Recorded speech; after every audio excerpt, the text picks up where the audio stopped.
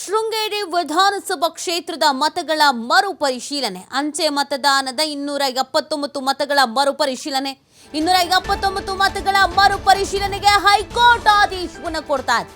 ಶೃಂಗೇರಿ ವಿಧಾನಸಭಾ ಕ್ಷೇತ್ರದ ಮತಗಳ ಮರುಪರಿಶೀಲನೆಗೆ ಆದೇಶ. ಅಂಚೆ ಮತದಾನದ 279 ಮತಗಳ ಮರುಪರಿಶೀಲನೆಗೆ ಇದೀಗ ಹೈಕೋರ್ಟ್ ಆದೇಶವನ್ನು ಕೊಡ್ತಾ ಇರೋದು. ನೋಡಿ, 2023ರಲ್ಲಿ ರಾಜ್ಯ ವಿಧಾನಸಭೆಗೆ ನಡೆದಿತ್ತು ಚುನಾವಣೆ. ಅಂಚೆ ಮತದಾನದ ಮುಖಾಂತರವಾಗಿ 2101 ಮತಗಳ ಚಲಾವಣೆ ಆಗಿತ್ತು. ಇದರಲ್ಲಿ ತಿರಸ್ಕೃತಗೊಂಡ 279 ಮತಗಳ ಮರುಪರಿಶೀಲಿಸಬೇಕು ಅನ್ನೋದು. ಈ ತೀರ್ಪಿಗೆ 2 ವಾರಗಳ ಸ್ಟೇ ಕೂಡ ನೀಡಲಾಗಿದೆ ಅನ್ನೋದು ಗೊತ್ತಾಗ್ತಾ ಇದೆ.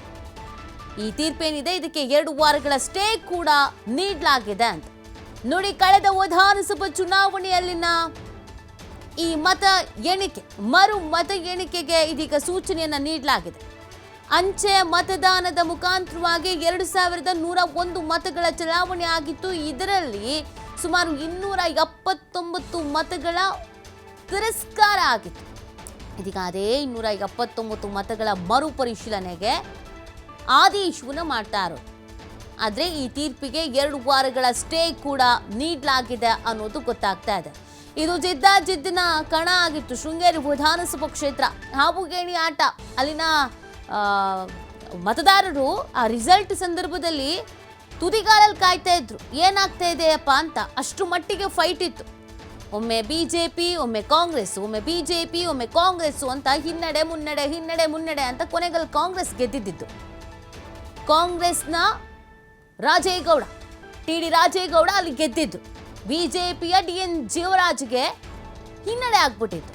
ಆದರೆ ಇದೀಗ ಈ 279 ಮತಗಳಿದ್ವಲ್ಲ, ಈ 279 ತಿರಸ್ಕೃತ ಮತಗಳನ್ನು ಮರುಪರಿಶೀಲಿಸಬೇಕು ಅನ್ನುವಂಥ ಆದೇಶವನ್ನು ಕೋರ್ಟ್ ಕೊಡ್ತಾ ಇರೋದು. ಅದರ ಜೊತೆಗೆ ಈ ತೀರ್ಪಿಗೆ 2 ವಾರಗಳ ಸ್ಟೇ ಕೂಡ ನೀಡಲಾಗಿದೆ ಅನ್ನೋದು ಗೊತ್ತಾಗ್ತಾ ಇದೆ. ಏನಾಗುತ್ತೆ ಅನ್ನೋದನ್ನು ನೋಡಬೇಕಾಗತ್ತೆ. ಕಳೆದ ವಿಧಾನಸಭಾ ಚುನಾವಣೆಯಲ್ಲಿ ಈ ಕ್ಷೇತ್ರ ಸಿಕ್ಕಾಪಟ್ಟೆ ಸುದ್ದಿಯಲ್ಲಿ ಇದ್ದಂಥ ಕ್ಷೇತ್ರ ಶೃಂಗೇರಿ ವಿಧಾನಸಭಾ ಕ್ಷೇತ್ರ. ಟಿ.ಡಿ.